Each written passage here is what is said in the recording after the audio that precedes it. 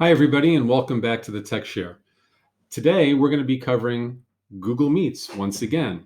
Based upon the last video, I've had some teachers email me and say, hey, Charlie, I don't use Google Classroom, so my students do not access Google Meet through Google Classroom because I might teach kindergarten or grade 1, or maybe you're a special ed teacher, or maybe you're a Title I, and you're not using Google Classroom to initiate the Google Meet.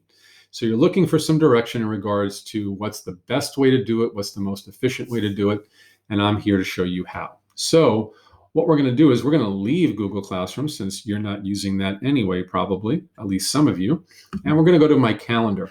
And we're going to play with the date of January 25th, only because it's nice and clean, and you'll be able to see this without seeing all of my other junk in the way. And let's pretend I want to create a Google Meet for my students at 9 a.m. So I'm going to come in here and I'm going to create a calendar event. I'm simply going to call it Classroom Meet with Mr. G. Okay. Now, the first thing that you're going to see here is going to say, do you want to add a Google Meet video conferencing? And my suggestion to you is don't use that. And the reason is it is the least secure out of all of your options. And what I mean by that is that if you were to create a Google Meet using this link, your students would be able to get into that meet without you being present.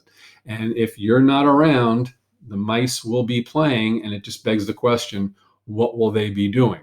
So I would not use the Add Google Meet link. However, we do want to use the calendar to indicate that a meet is taking place. So I'm going to name my session Classroom Meet with Mr. G. I'm going to go to More Options. And at this point, I'm going to provide my students some instructions on what they're going to need to do here in the description box. So I'm going to say, go to Google Meet and use the join code. And I'm going to call mine SHS Guess 21. Okay, now you can call it whatever you want. Your join code could be whatever you'd like it to be. I would have it be relatively unique to you so that there's no confusion between you and another staff member. Now, I'm not inviting any students at this point. I'm also not inviting any paras. And the reason for that is I want to make sure that I test this Google Meet first to ensure that I have all of the functionality that Google Meet is supposed to give me. So I'm going to just hit save right now. Again, I'm going to remember that my join code is SHS Guest 21. And at this point, hopefully you and your students know that you can come up here to where the app launcher is, and this is where they can select Google Meet. So at this point, I am going to start a meeting. It's looking for the join code. I'm going to call it SHS Guest 21. And I'm going to hit continue. And the first thing I'm going to do right off the bat is I want to make sure that I have all of the host controls. So I'm going to join this call. I can see that currently nobody is in there. So I'm going to hit join now. And when I do, here it comes. And I want to just test a couple of things right out of the gate. So the good news is here are the host controls. I have the host controls right here. They're all available to me. Do I have the breakout room functionality available to me? That would be in the upper right-hand corner. And I can see that I do. I have the breakout rooms available to me. I have the polling and the Q&A options. So this is all good news. I know now that my room is working and I'm the one that's controlling it. So I'm going to leave this call at this point. I'm going to go back to my calendar. And now I'm going to invite my students, my para, my co-teacher, whomever, to join. So in this case, I'm just going to add one fake person to this meet. They have the directions right here on what they need to do. So I'm just going to hit save and send them those directions. Now, if you are the student or the para, this is what's going to happen on your side. So I'm going to show you what their screen looks like. Number one, here's the invite right here.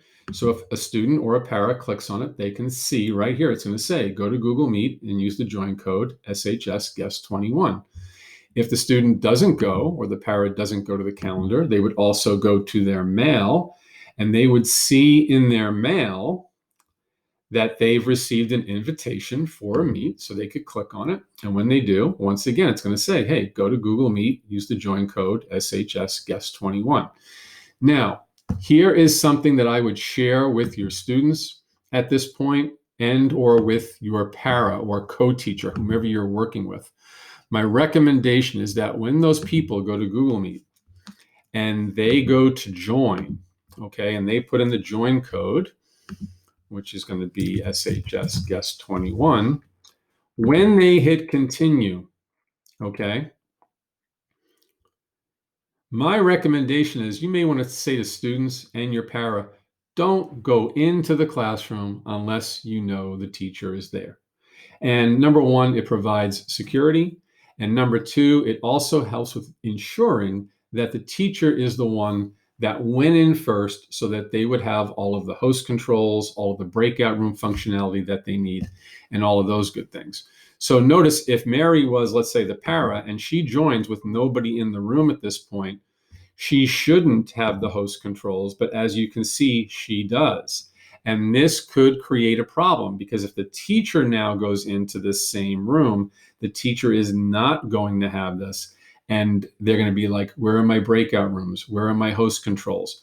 So it is so important for the teacher to be in the room first, before the kids, before anybody else, that you want to make sure that that happens. So again, to review, if you're a classroom teacher, my recommendation is create the calendar event, okay? Call it whatever you'd like. In the description box, put in the name of the join code. And you, as the classroom teacher, need to test it first and make sure that you stay in that room. Otherwise, you run the risk of losing the host controls. That could be a problem.